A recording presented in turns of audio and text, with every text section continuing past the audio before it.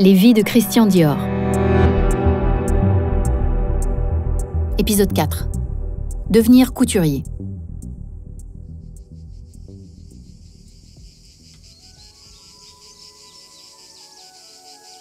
Christian Dior dessine sans relâche.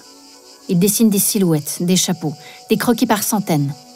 De quoi surprendre son monde, à commencer par son père.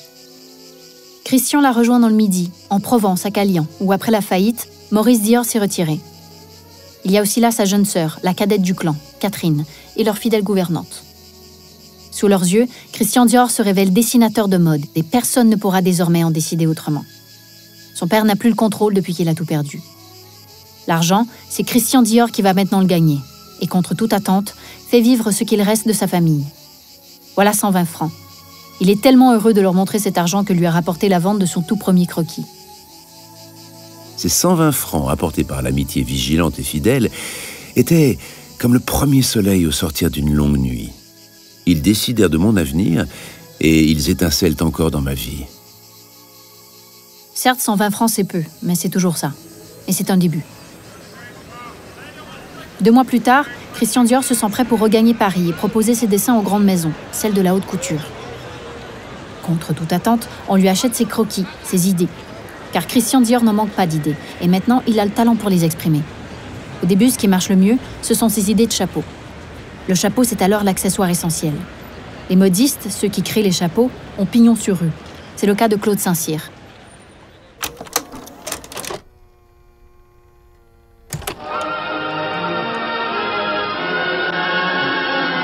Toc, canotier, capeline, quel que soit le nom qu'on lui donne, cela commence toujours de la même manière.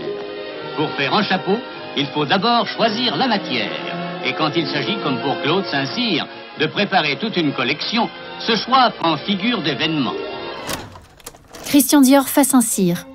Il impressionne la célèbre modiste qui lui achète de nombreux croquis et le lance par la même occasion. J'étais devenu un créateur qui n'attendait plus dans les antichambres, mais dont on attendait la visite. Christian Dior est désormais reconnu, chez les modistes et chez les couturiers. Il dessine aussi bien des chapeaux que des robes, et toujours avec son trait, un trait souple et expressif, néanmoins très précis. Il fait sentir le mouvement de ces robes qui feront sa gloire. Au fond, tout ce que je sais, vois ou entends, tout dans mon existence, se tourne en robes. Les robes sont mes chimères, mais des chimères apprivoisées qui sont passées du royaume des rêves jusqu'à celui des objets usuels destinés à être portés. Le succès aidant, Christian Dior gagne bien sa vie, ce qui lui permet de s'installer dans un appartement. Son premier appartement, à lui, rue Royale, en plein cœur de Paris. Royale. Là, il peut enfin recevoir et vivre pleinement sa relation avec Jacques Humbert, son ami. Après s'être fait un nom en tant que créateur freelance, Christian Dior rejoint la maison Robert Piguet en 1938. Robert Piguet, qui est alors le prince de la couture, lui propose de travailler avec lui en tant que modéliste. Dior passe en 3D. En plus du dessin, il met en forme ses idées qui deviennent des robes, des ensembles pour le jour et pour le soir. Parmi eux, il y aura Café Anglais. C'est le nom d'un modèle de la collection Printemps-été 1939, fort remarqué par les clientes et par la presse, dont Marie-Louise Bousquet, la correspondante à Paris du magazine américain Harper's Bazaar. C'est d'ailleurs elle qui présente Christian Dior à Carmel Snow, la rédactrice en chef du Bazar, celle qui sacrera en 1947 la première collection de Dior comme le New Look. Mais la joie des premiers succès est vite rattrapée par la désolation d'une nouvelle guerre qui devient imminente.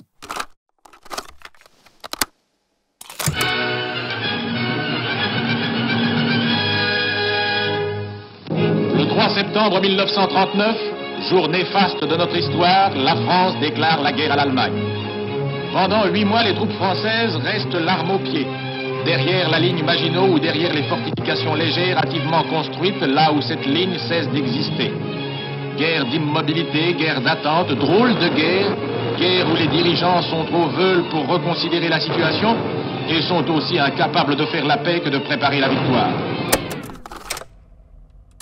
Christian Dior apprend qu'il est mobilisé. Au revoir Piguet, au revoir Paris. Voilà Christian Dior à Meun-sur-Yèvre, un village dans le Cher. Ici, ce n'est pas un champ de bataille, mais des champs qu'il faut cultiver. Après la sophistication des maisons de couture parisiennes, c'est le dépaysement, ce qu'il vit bien. Ici, on ne parle plus de collection printemps-été ou automne-hiver, mais on vit tout de même au rythme des saisons. Christian Dior fera les 4 saisons dans cette ferme à Meun-sur-Yèvre, puis c'est la débâcle. Et voilà qu'il est démobilisé en juin 1940. Alors il rejoint sa famille et retourne à Calian, en Provence. Comme le temps n'est plus à faire des robes, il se lance dans la culture plutôt que la couture. Et il fait les marchés où il vend, avec sa sœur Catherine, haricots, tomates et petits pois, qu'on imagine aussi distillés dans ses croquis, puisqu'il n'a pas arrêté le dessin. D'ailleurs, il reprend son activité d'illustrateur pour les pages mode du Figaro. Christian Dior observe les modes de Paris depuis Calian. Et ce qu'il voit, il ne l'aime pas. La mode d'alors était ce qu'elle était. Comme on ne pouvait gonfler les robes par manque de tissu, on se rattrapait sur les chapeaux. Composé de chutes inemployables à tout autre usage, il ressemblait à d'énormes poufs qui lançaient tout à la fois un défi au malheur des temps et au simple bon sens. Un tel style, auquel se joignait celui des azous masculins, fut le plus déconcertant de toute l'histoire du costume et probablement le plus laid. Avec quelle joie vengeresse en ai-je pris plus tard le contre-pied. C'est la mode sous l'occupation, et elle n'a rien de très reluisant. Il est bien décidé à en découdre, et il remonte à Paris, une nouvelle fois. Nous sommes à l'automne 1941. Il n'a plus sa place chez Piguet, mais on lui en offre une chez Lucien Lelon. La même où on lui avait refusé un poste administratif quelques années plus tôt. À la tête de la maison, il y a Lucien Lelon, grand couturier et président de la chambre syndicale qui empêchera que le centre de la haute couture s'installe à Berlin. C'est auprès de ce grand homme que Christian Dior travaille comme modéliste avec Pierre Balmain, qui, en fondant sa maison de couture, donnera à Christian l'idée de fonder sa propre maison.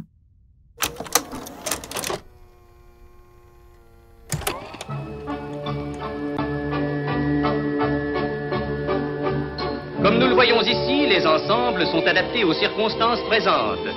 Sobriété dans les coloris, simplicité dans la ligne, telles sont les caractéristiques des robes, des tailleurs et des manteaux que vous porterez cet hiver, mesdames.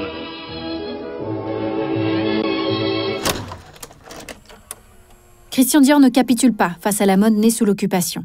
Au contraire, il va défendre son idée de la féminité. Les prémices d'un New Look imminent. Juillet 44. Christian apprend que Catherine, sa sœur chérie, s'est fait arrêter par la Gestapo, place du Trocadéro. Bien sûr, il y avait un risque, un grand risque, puisque Catherine faisait partie d'un réseau de résistance. Un réseau qui d'ailleurs se réunissait à l'occasion dans l'appartement de Christian, rue Royale. Mais il n'imaginait pas qu'elle puisse se faire prendre. Elle sera torturée, puis envoyée dans un camp de concentration, celui de Ravensbrück, dont elle reviendra 9 mois plus tard, en mai 1945.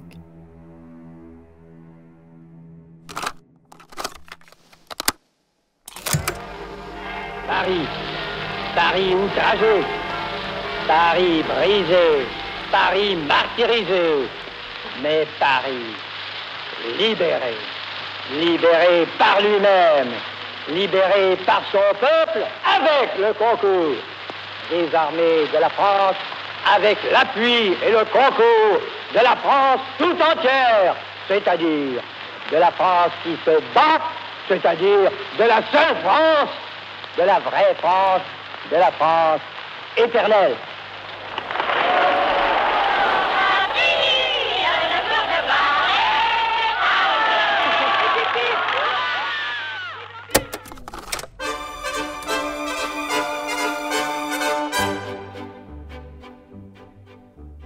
Christian Dior retrouve sa sœur dans un Paris en liesse.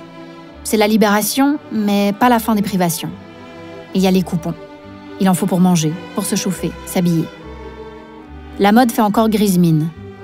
La mode n'est clairement pas une priorité. Christian Dior le regrette tant il déteste la mode qu'il a vue défiler ces dernières années, celle qui rappelle l'occupation. Finalement, la libération n'est pas pour maintenant.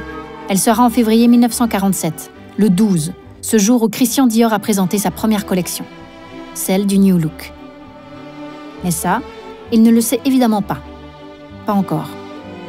Pour le moment, il est modéliste chez Lucien Lelon, mais un heureux hasard l'attend.